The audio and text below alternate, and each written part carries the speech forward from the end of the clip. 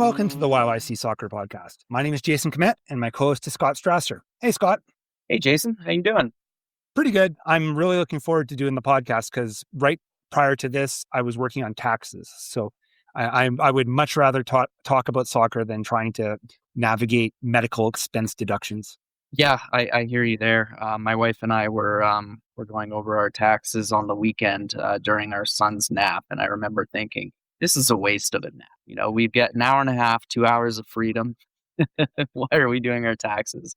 Yeah. So anyway, we're not here to talk about taxes. We're here to talk about soccer. So, hey, if you are a new listener to our podcast, Scott, what is the YYC Soccer Podcast all about? Yeah, we're definitely not finfluencers, financial influencers, but we do talk every week about soccer in Calgary at the amateur, collegiate, and professional levels. We talk a lot about Cavalry FC and the Calgary Wild, but we don't deviate from other topics related to grassroots soccer in Calgary. We like to highlight and profile players who are doing interesting things either locally or abroad. So basically, we cast a pretty wide net over all things Calgary soccer. Yeah, and this week we're going to be talking about a couple of big stories that happened. Big news out of Calgary Wild training camp, big news out of Cavalry FC's camp. We'll get into that. We'll talk about some international action. We'll talk a little futsal. We'll talk a little bit about Bim Pebble. He's still scoring at an incredible rate. And we have an interview this week, Scott. Who's our interview with? Yeah, this interview was a little different from usual. We interviewed the University of Saskatchewan Huskies women's team's head coach, Jerson Barandica-Hamilton. And while, you know, he's not in or from Calgary, and obviously he doesn't coach a Calgary team, the Huskies do seem to recruit a lot from Calgary. So there was a connection for us. And that was a great conversation. And in addition to that, he's also very involved in the futsal scene and will be coming to Calgary next month with the Saskatchewan women's team that will be competing at the Futsal Nationals on Tsuut'ina Nation. Great conversation. I think the timing was good because the Saskatoon team that is going to be representing Saskatchewan in nationals, I believe Jerson said that 7 of the 13 players on the roster are Calgarians. So that's crazy that an out-of-province team will have the majority of their players from Calgary. Yeah, I look forward to running that interview. He had some pretty interesting things to say, and I'll let him do the talking, but looking forward to that one. All right, well, we will get to that in a little bit, but we've got a couple big stories to cover this week, so let's get started on those two. This is Lydia Bedford, and you're listening to the YYC Soccer Podcast.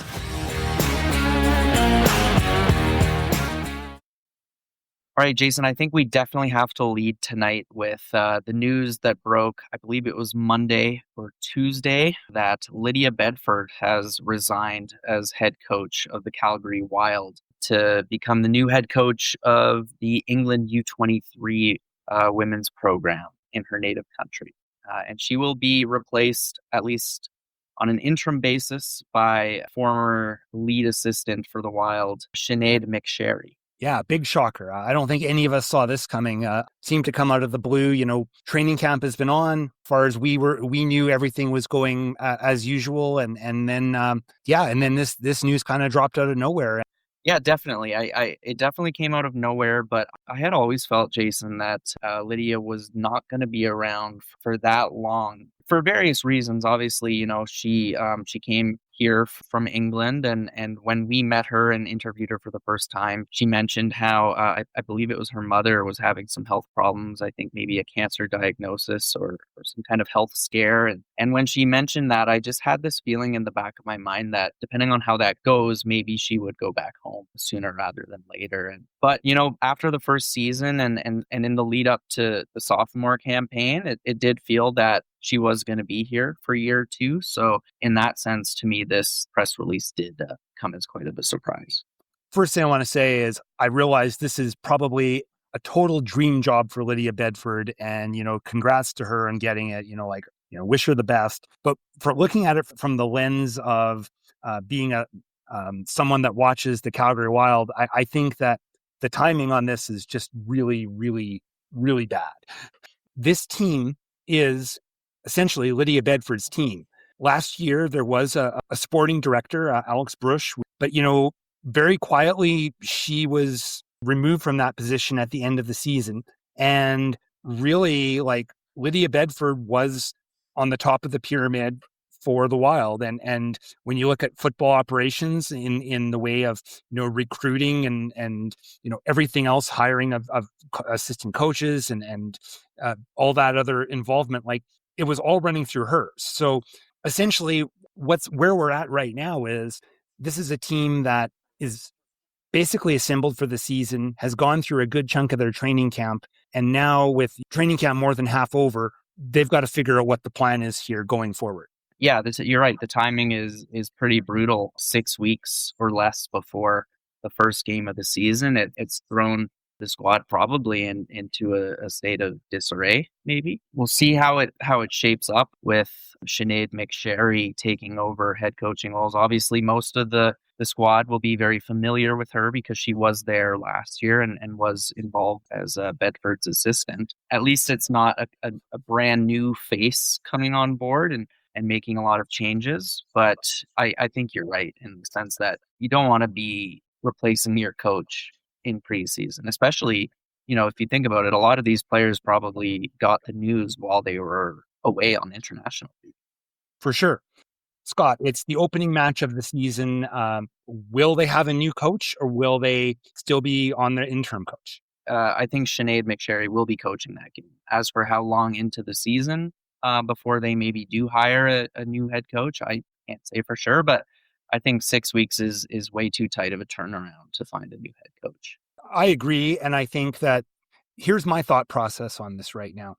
This all came as somewhat of a shock. So I think that the Wild weren't exactly like actively recruiting and looking for a coach. So they've got to start that process really now. And it's probably not something that you really, really, really want to rush. Like I'm sure you could go out and you could probably find a coach really quickly and install them. But I don't think that works for a bunch of reasons. And I just think it's a really tough sell to a coach to, like, let's just say that you do some interviews right now, you narrow it down and you get your person that you want in the next few weeks. And then you're going to say, congratulations, you have the job. You're going to take over the team like the week before the first match. That really puts you in an odd situation. And when you switch head coaches, like, for example, most of the time when you make a head coaching change during a season, it's usually after the season is over, like essentially over. Like the team is not doing well. There needs to be a change. You fire the coach. This is halfway, 2/3 through the season. And then you bring in the new head coach and you basically tell them, like, look, we're already out of the playoffs. We don't really have any expectations on you for this year. Try and figure out what works and what doesn't work. And then you'll have a clean slate in the next year. But that's not how it's going to be here. They're going to bring in a coach and the Wild executive are not going to be willing to write off the season, and say, we're sticking you in here now. Just, figure things out and we'll give you a clean slate next year. They're going to want whoever they bring in to really make an effort to compete this year. And they're going to be really measured on the merits of competing this year with a team that's completely not of their own creation.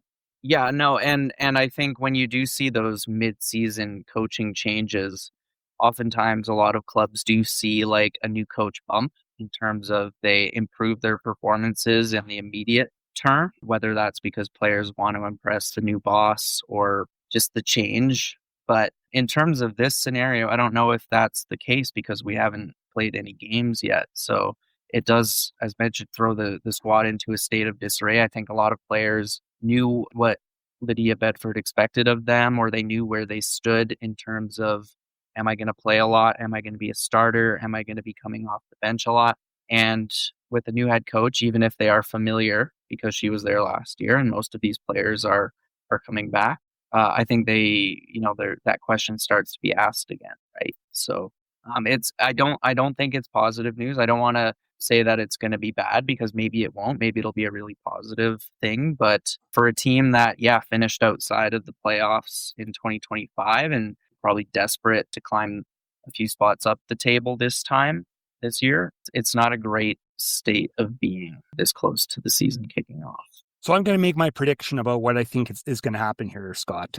We'll see how close I am to this. But But I think the Wild are going to start looking for a head coach, but they're not going to be in a rush. They're going to take their time, like really take their time on this. And I think that they're going to give Sinead McSherry a runway.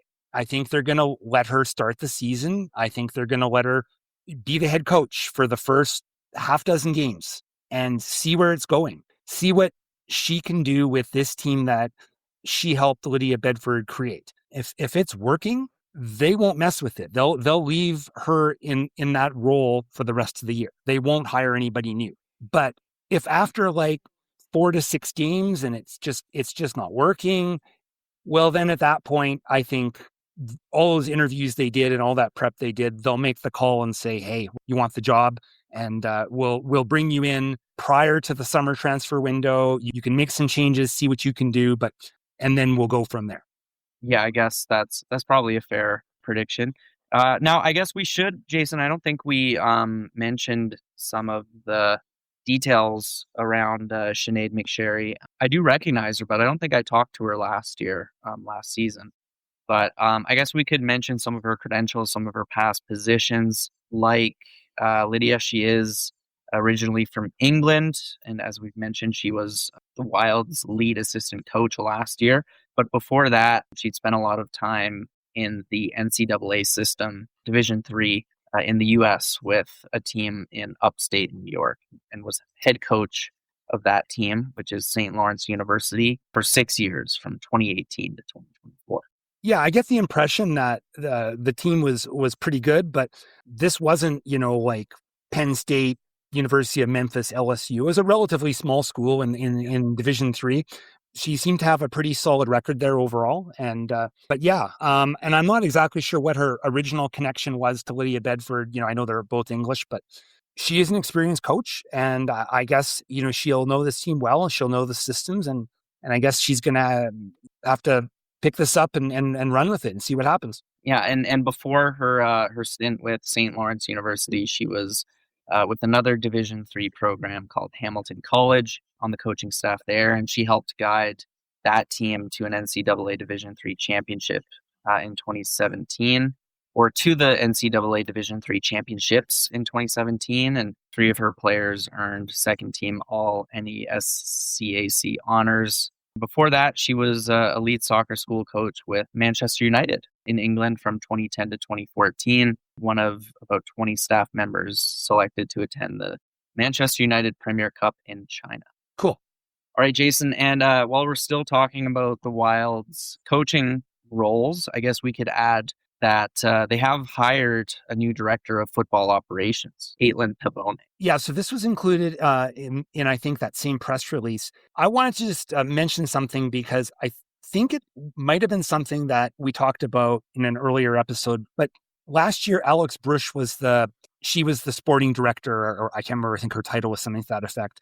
And when you hear the title Director of Football Operations, it sounds really impressive. I'll tell you right now, based on the job description that I saw, this job description is really truly operational in nature. It's going to be about organizing things.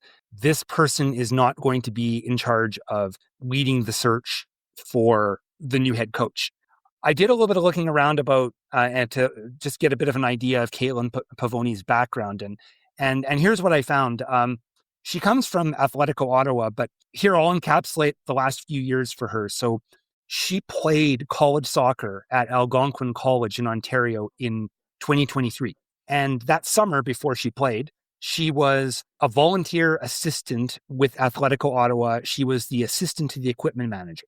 And after she did her 2023 year with playing soccer and she graduated, got her degree, in 2024, she got hired by Atletico Ottawa to be an operations assistant. And then in 2025, she was also an operations assistant. So this sounds like a good step up for her. But I guess the point I'm trying to make is, like I said before, she's not going to be hiring a new head coach. Yeah, definitely a lot of team logistics. In the press release, this is how it kind of describes her role.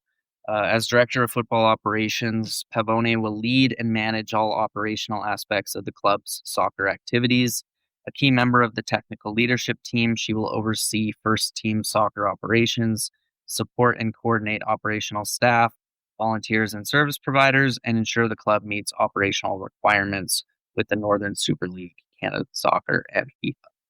All right, and not a Wild player, but Calgarian nonetheless. Kaylee Hunter is still with Canada at the She Believes Cup in the U.S. They had a pretty dramatic game a few days ago against Argentina. This one was on Fubo, I noticed, and they won on penalty kicks to ultimately take second place. And more to the point about Kaylee Hunter, she started that match and played 86 minutes and got her first senior cap. So congrats to her for doing that. I think it was just a matter of time, but she had to wait a little while. She didn't get into the first couple matches, but she got a good run out in this third match. Hi, this is Ali Musse, and you're listening to the YYC Soccer Podcast.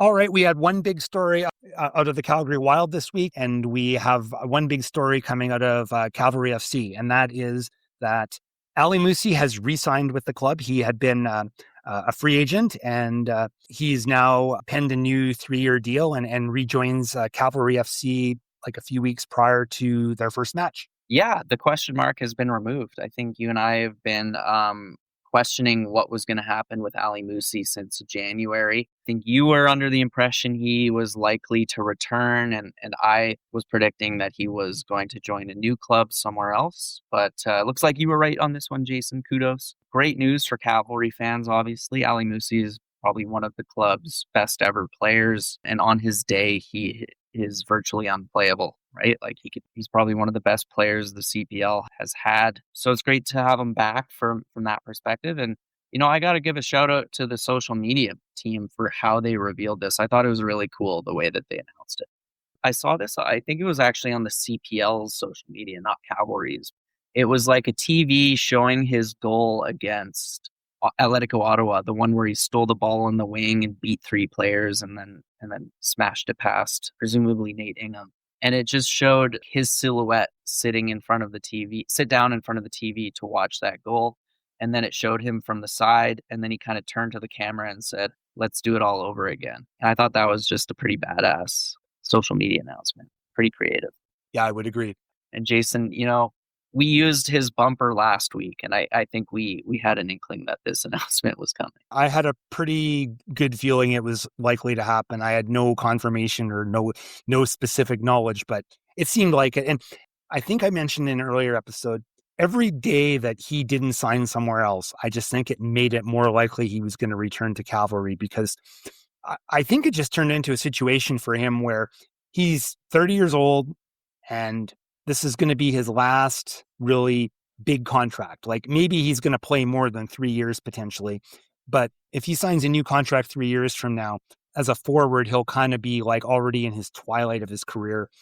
This was sort of the big chance to make a big score. And I think that for whatever reasons, the monster deal didn't come together for him. And, I think that it was a situation where Tommy Wheeldon Jr. kind of had told him that we have a very nice offer for you, but if you want to see what you can find elsewhere, and if you think you can get that big paycheck, go for it. And I just think that in the end, it probably just didn't turn out. And he decided that I'm going to stick with what's worked. And that's to the benefit of Cavalry fans for sure. Yeah. I mean, how long has he been with the Cavs? 5 years now or 4? I think 5. I think that sounds right. Yeah. I think 2021, I think. Yeah. So he's definitely, this is probably, he's from Winnipeg, but I'm sure he's made a home in Calgary. And I think the fans, a lot of them, he's a fan favorite, and he's had some great moments with the club. And I'm sure he wants to, as you mentioned in that social media announcement, do it all over again. With Musse signing, that means they have 20 players on the senior roster.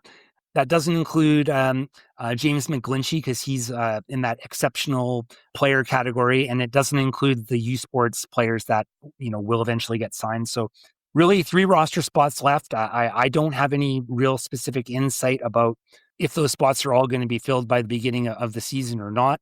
We haven't heard anything about this road trip to warmer climates yet, but I'm presuming that there probably are a couple other players hanging around camp right now that we're not aware of yet, whether they're unannounced signings or something yet, but it seems like somewhat likely that maybe there'll be one more addition, but I don't think it's going to be a big splashy addition. It'll probably be more of a depth piece at this point. I think all the big pieces are probably in place. Yeah, I wouldn't be surprised if we hear of another like CPL player, like someone who's been at other clubs who we know. I wouldn't be too surprised if it's that kind of an announcement. I think we've seen those in the last couple of years. In terms of other news to mention, Jason, I guess we could mention that Mikhail Gerasimenkov made his debut for the Vancouver Whitecaps senior team last weekend against Portland Timbers. Yeah, I'm real happy for Gerasimenkov. He really took his loan here with Cavalry, and it really kind of helped him advance his career and sign that deal with the senior team. And I think he got out for like a minute or two in injury time, so it wasn't like he had started or anything. But hey, that's I'd take it if I was him. It's a good place to start. Yeah, absolutely. Yeah, he definitely had a great year.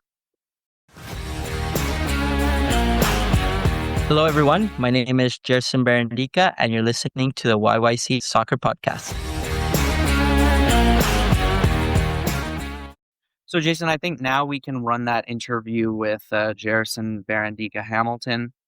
As mentioned, he is the head coach of the Saskatchewan Huskies women's program and is also involved with the Saskatoon futsal team on the women's side that will be competing at the Futsal Nationals Seven Chiefs Sportsplex on Tsuut'ina Nation just a couple of weeks from now, or 3 or 4 weeks from now.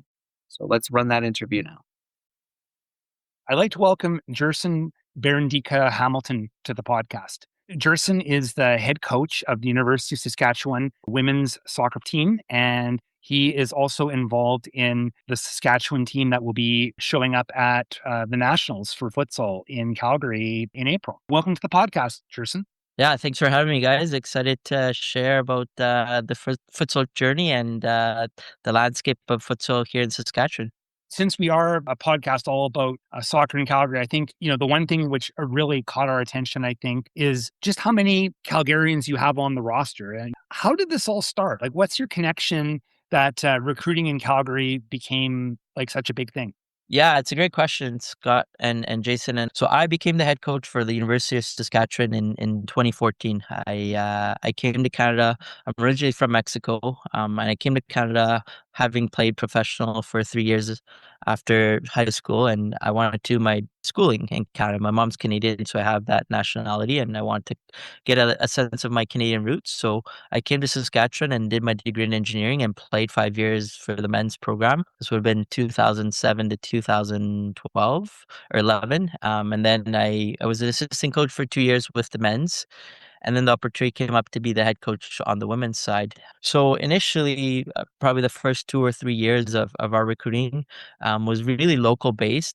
We had to build the reputation of our program. We had only made playoffs 1 year prior to when I had started as a head coach. So our program was in development. They were slowly starting to have some consistent success, but not to the level of where our program has gotten now.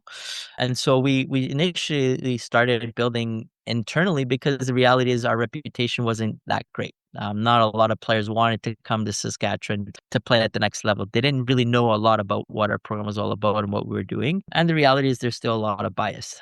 When you look at soccer or and the Canadian landscape, the reality is Saskatchewan is not maybe the front and center of soccer. But I think once you really start to see what's happening behind the scenes, especially within our program, you start to get a much different perspective. So long story short, we started to have a lot of success with local players, and we started to then again venture a little bit more externally because we had a bit of a reputation. We started to really have success on the field, developing players and starting to 2014 was my first year, and that was the first year we actually medaled. We won bronze in CanWest, and CanWest is such a competitive and tough conference. So that was huge for our program. 2015 we finished first in our entire division.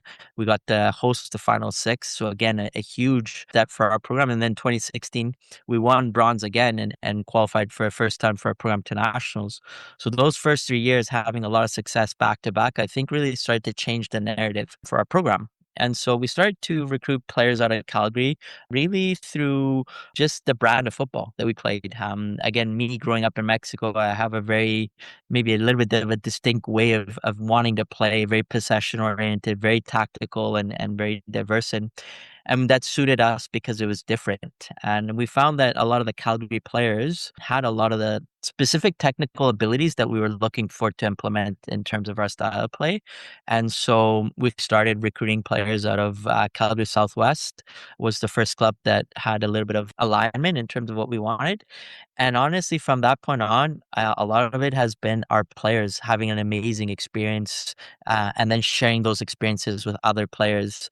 The advantage of U of S being such a strong academic school too, I think is really appealing to players. Being far but still being close to home, I think is another big appealing factor where they can have independence but also still close enough that mom and dad could come watch and we go to Calgary every other preseason and regular season games, so it's still close enough. And I think just again the success that we start to really build, the infrastructure that our school and city has, there's so many perks that we've been able to build that aren't initially visible, but once you get curious, you come on a visit, and we keep track of this. Out of all the players that typically come on a visit that we want to sign, we're right now our rate is 92%. So really, really high. So the hardest part sometimes is breaking that bias to say, come in and see what we have, see what we're building, see what kind of program we're accomplishing. And I think success helps a lot because it breaks down biases and narratives.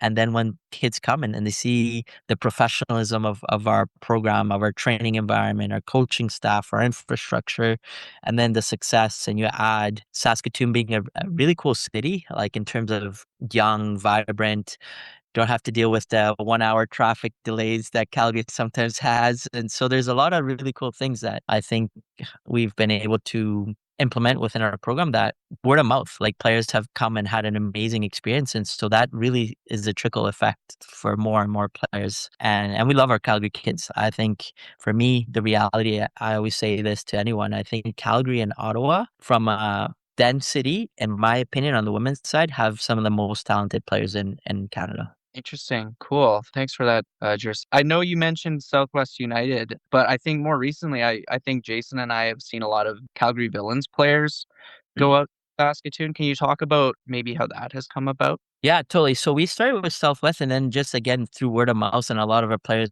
we take a lot of pride. We actually have players from Villains. We have players that have played at Foothills. We have players that have played at Blizzard, players that started at Southwest. We have players committed for 2027 that are from Rangers. So again, I think it just shows also the reputation of our program. It's not just that we connect with one club. I think more and more kids are aware of our brand of football, our success, and how we go about developing players. So Villains, again, what we love is strategically some of our players based on positions tend to play in certain clubs. So like in Villains, we had Cheyenne Lehman, Danielle Lehman, and Isabella Chance that played last season with Villains League One. And all three players are very attacking players. So when they came to our program in the fall, they already came in with built-in chemistry and a lot of relationships that they already had been able to develop over the summer, which helps us immensely because they already come in with familiarity in terms of their tendencies and their skill sets. And it's just about maybe adapting a little bit of our style of play to what we want compared to when they're playing back home in the summer with League One. So that's been great. Julie Randall and Sarah Fisher are a few kids from Foothills that have come in and again have their first years this past year, and they're going to have a lot of minutes and play a big role this upcoming year. Alyssa Dagnoni was one. She just graduated as a fifth year that came out of Calgary Blizzard. Rangers, we have Eva Ricken. She's actually from Medicine Hat, but she would commute to play in Calgary with Rangers. Sure, I'm missing a few. But yeah, Dory Sutherland is a kid that came out of Southwest. We love all of the Calgary clubs. I just want to talk about Isabella Chance a bit. She played in League One last year, and I think she was second or third place in scoring, and out of high school, right? And you want to talk about her rookie season? Yeah, Izzy had an amazing season, and to be honest, towards the end, she had to deal with a few injuries, which kind of like slowed her down. But like the start from training camp all the way through the first few weeks of the regular season, she was phenomenal. I think if she wouldn't have been injured for maybe the last 2 or 3 weekends, in my mind, I think she would have been hands down the rookie of the year for our conference. Just a phenomenal kid. Work ethic is through the roof, and just fit really well into our style of play, but also the personality.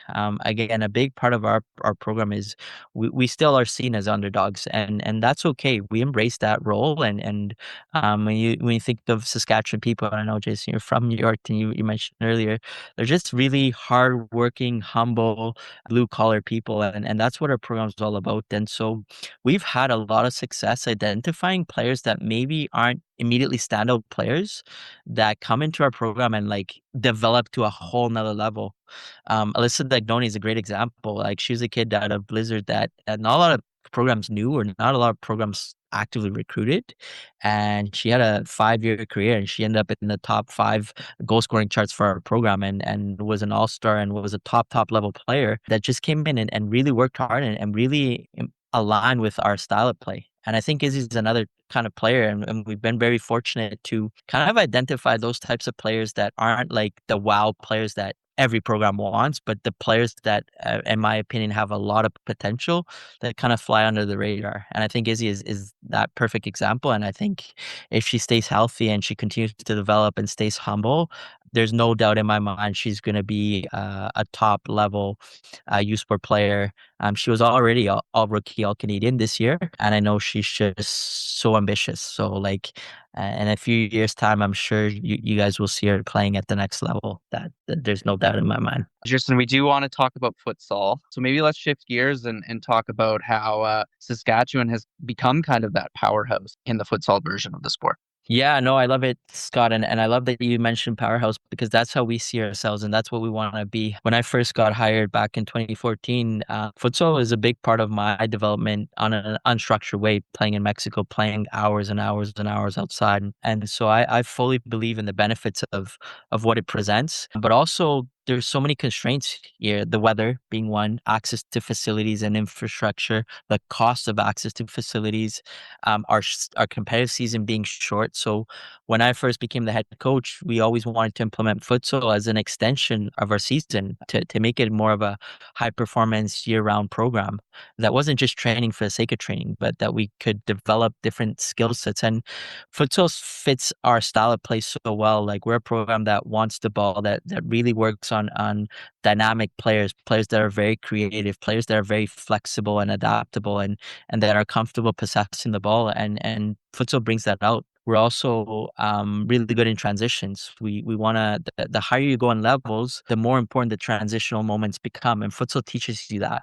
And then finally, the one thing that I still believe in this country we have more potential to get better at is creating goal scorers. And futsal presents that opportunity because you're constantly finishing an act. Either you finish and score, or you turn the ball over and you get countered on. So many learning moments within that game to continue to develop your decision making and refine your technique. And so we started to implement it from year one when I became the head coach. And at that time, there was nothing. There was no national competitions. There was no national women's team. It was more so an opportunity to develop our soccer players through futsal for our soccer season. As we progressed and then nationals became a thing. First, it became for men. So I was part of the first team outside of Ontario and Quebec to go to nationals. This is still when I was in my playing days in 2017 with Olympia SK. And so we were the first province to elsewhere from Quebec and Ontario to go. And we actually beat Ontario the first time ever in our first appearance. And from that point on, the next year, there was 8 teams, 8 provinces. And so we initiated with the men's, but we were always doing futsal behind the scenes on the women's side. And then in 2023, the national competition opened for women. At that time, I was actually in Mexico coaching at Tigres. I took a sabbatical from my university job and I was coaching at Tigres. And so our alumni team were the first team to represent Saskatchewan at nationals and in Calgary, and they won bronze. And a lot of those alumni players were all players that had developed futsal through our program. Because before I came, futsal was non-existent. And then we created what's called Saskatoon Green and White, which is a university-based club. And always the intention was to have two really strong teams. Our alumni-based team, which currently is called Unity. They used to be called SK Impact. And our current university team, Saskatoon Green and White.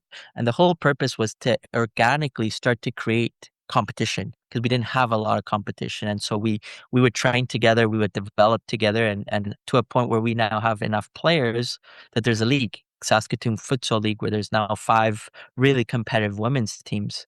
And so through that development, Saskatoon Green and White, we went to nationals in 2024 and we won. We won nationals in Calgary, which was the first time ever for us to win a national championship. And then in 2025, our alumni team beat us in provincials. So they qualified for nationals last year in Regina and they won nationals as well. So 2 out of 3 years, you have a national champion team coming out of Saskatchewan, which is really unheard of when you look at the historical results of club nationals championships. But I think it's through a lot of the work behind the scenes of what we've done. And then the culmination was really this year. I was telling Jason, this year has been an amazing year for Saskatchewan futsal-based players and our university players because the national team was created in January. Alex DeRocha, who's based out of Quebec, and a lot of the rest of the coaches down out east, but I was also part of the staff on the women's side. And so we were able to qualify for the World Cup by winning the CONCACAF championships in April in Guatemala.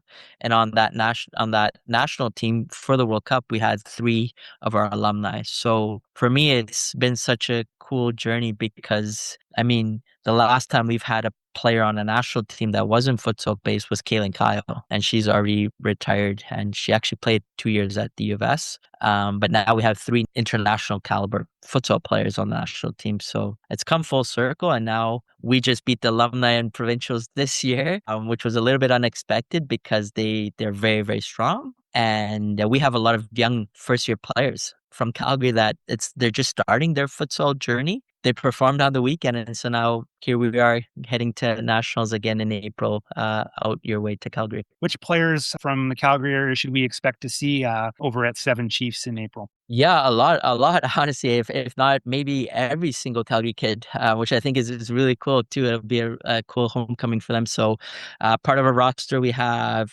Dory Sutherland. So she's on our team. Cheyenne Lehman, Daniel Lehman, Isabella Shantz, Sarah Fisher, Julie Randall, Eva Ricken. So 7 out of 13. And the cool thing is 5 or 6 of them, it's just their first time playing futsal. So they've grown immensely. We want to talk about the PPL coming this summer, Prairies Premier League. What type of relationship or involvement will the U of S have in that new league as it kicks off in the summer?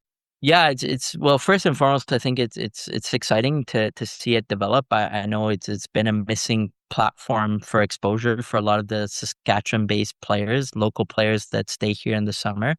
So I'm really happy to see it start to develop. For this first year, we're not going to be overly involved. A lot of our players are from out of province, so a lot of our Alberta players play in League One Alberta, and we have a lot of Winnipeg players that will be playing, but not with our, I guess, Saskatoon-based team. A few of our players are playing on Lucania. And then our local players, there really is only one club, unfortunately, that showed interest or that is going to be participating, and it's the Excel program. So that's kind of like the regional Excel training center. So they're based with local players, and their ultimate goal is to develop those players. So they're just going to be sticking with that group and involving a few alumni. So for this year, we're kind of more going to see from afar. Funny enough, a lot of clubs, now that they've known that we're not going to be participating, I've already reached out because they know the caliber of players that we have and they want to play us when they come in as a friendly. But we're definitely hoping that maybe next year, if we have clubs want to reach out for partnerships, that we do that. For us as a university program, it doesn't necessarily align to put a team in just from an administrative standpoint, from a logistical, financial standpoint. But you see a lot of clubs in Alberta, it's the clubs with a connection to a university program, right? Blizzard and Diogo Raposo with Dinos, and typically you see St. Albert and Dean with McEwen. So that's probably what I think will most likely happen in future years. But as of now, obviously, I think it's a great platform from a scouting and from a recruitment to see younger players and see how they develop. And honestly, to provide exposure, because I think there's a lot of talented kids and players that graduate out of university that just need that opportunity. And with NSL, I know they're looking to expand in the West too, and potentially Winnipeg or Edmonton, Victoria, Saskatoon. I think it's one of those 4 locations. Then it just gives them more visibility to maybe then progress to that next stage. Is there anything else you'd like to add or touch on, or any shout outs you want to make? Any kind of final comments before we wrap this up? Yeah, no. Well, first, thank you guys for the exposure and the interest. Obviously, the connection to our Calgary players, but also I think futsal has such a potential in this country to really help fill the void of developing more players at the next level, but especially at the grassroots level. I think I really want to hope and see that the next evolution is that we have youth national championships, be it U17, U15, because for me, I think futsal is the perfect equalizer when it comes to opportunity. When you look at some of the smaller provinces like Saskatchewan, maybe Yukon, you don't need a lot of numbers. Like I know, Jason, you said Yorkton.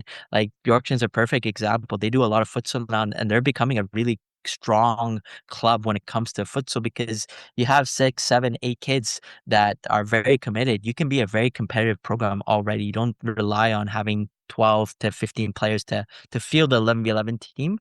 And also access to facilities is still a struggle on the grand scheme of things in this country. So I think the one thing you see in every community is they have either a high school or an elementary gym, right? So there in itself, it opens up so many doors, and then accessibility to sport. Every year that goes by, I see sport becoming more and more expensive. I think futsal can fill such a void. So I really hope that the provinces, Albertas, the BCs, are really starting to understand, and the clubs, the power of what futsal can do. And so for the Calgary community, come out and watch. Thanks again, Jerson. We really appreciate you coming on and talking to us tonight. Yeah, no, thanks for, again, the invitation. I do, whenever I have a chance, I listen to you guys' podcasts. You guys do a great job of just creating the local exposure. And I think that's such an important piece of the puzzle because, again, there's the big corporate entities and big sports, but I think the community side of things and the exposure that you guys create for the university programs, the college programs. Last year when I was scouting for the national team, I watched the college futsal championships, the CCA, ACAC championships, and I know you guys always feature players and talk a little bit about that. And so you guys are doing a great job. So keep that up. Thanks. We appreciate that. Hi, this is Natalie Gervitz, and you're listening to YYC Soccer Podcast.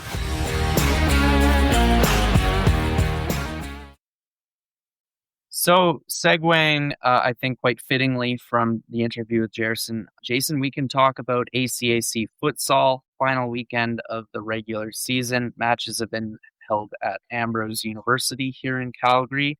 Ambrose men, they had 2 wins on the weekend, a loss as well as a loss and a draw.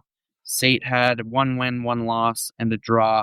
But their most important match was their rivalry match with Ambrose, and they won that one, 2-1. To end the regular season, SAIT and Ambrose both had 4-3-1 records, but SAIT won the tiebreaker because it's based on head-to-head play. So SAIT goes to the championships, and they have number 6 seed in the provincial tournament. And on the women's side, SAIT had a pretty easy time, going 3-0 over the final weekend, which included a pretty emphatic 11-2 win over Ambrose. And they ended up with a 7-0-1 record and big shocker, their first seed in the championship tournament, which is coming up in Medicine Hat next weekend, 20th to 22nd. Yeah, not too far away. Hi, this is Ben Peppel, and you're listening to the YYC Soccer Podcast. So we want to talk about Bim Pemble before we wrap this episode up. We have mentioned him a little bit the last few episodes. but the guy just keeps scoring. We have to keep talking about him. Like this past week since we've last recorded, he scored 3 more goals. On Saturday, he got a goal in Plymouth, a 2-1 victory over Doncaster. And then on Tuesday, 2 more goals in a 3-0 victory over Wigan. So it's crazy, since Christmas, 14 league matches, 11 goals. And I believe it's, if you match in sort of the cup matches and everything, I believe it's 10 goals in the last 11 games. Yeah, what a run of form, hey? He's probably Canada's most informed striker at the moment, which is super cool. There's been some speculation if he could get a national team call-up. I think the timing isn't great for that, but considering the World Cup is around the corner, and I think Jesse Marsch is tinkering with the squad that he definitely wants to bring, which I imagine is players with a bit more national team experience, but you have to assume that he has been made aware of Tim Pepple's form in League One for Plymouth Argyle. And there is a national team window coming up, isn't there? Yeah, I'm making the call. He's getting the call in the next window. I just think that you can't ignore him. It's not competitive matches, it's friendlies. What's the harm of bringing him to camp? You bring him to camp, you see what he looks like. Maybe he gets out there and gets a cap. I think he's going to get the call. I really do. I would love that. I mean, I feel like Calgary is pretty underrepresented on the national team at the moment, right? I think in the last several years, the only Calgarians to play for the team have been Sam Adekugbe and Scott Kennedy. And it seems like Kennedy is kind of on the outs at the moment, and Sam, of course, is coming back from an injury. So it would be great to see another Calgarian playing for Canada. And yeah, I think if you score 11 goals in 14 games in League One in England, like it's not Serie A, it's not La Liga or anything like that, but it's a competitive physical league, and he's shown that he's more than capable of excelling in it. So when you think about it, like, yes, Canada has strikers who are playing at higher levels, but they're not banging in the goals every week the way Peppel is. So it would definitely be great if he could call up for these upcoming games, which I believe are against Iceland and Tunisia at the end of the month. Well, we're going to find out. I think they're going to announce the rosters pretty soon. In fact, maybe even in time for our next episode. We'll see. Thank you for listening to the YYC Soccer Podcast. You can have this episode downloaded as soon as it becomes available by subscribing on Apple Podcasts, Spotify, or other podcasting platforms. You can check out our website at yycsoccer.com, and you can look through our episode archive and find other ways to listen, including our YouTube channel. We also have links to buy my book, Here Come the Cavalry, chronicling the history of professional soccer in Calgary. You can leave a question or comment for us in the Contact Us section of our website. You can also interact with us through social media, such as X, Instagram, or Blue Sky. Our username is @YYCSoccer403. Thanks for listening.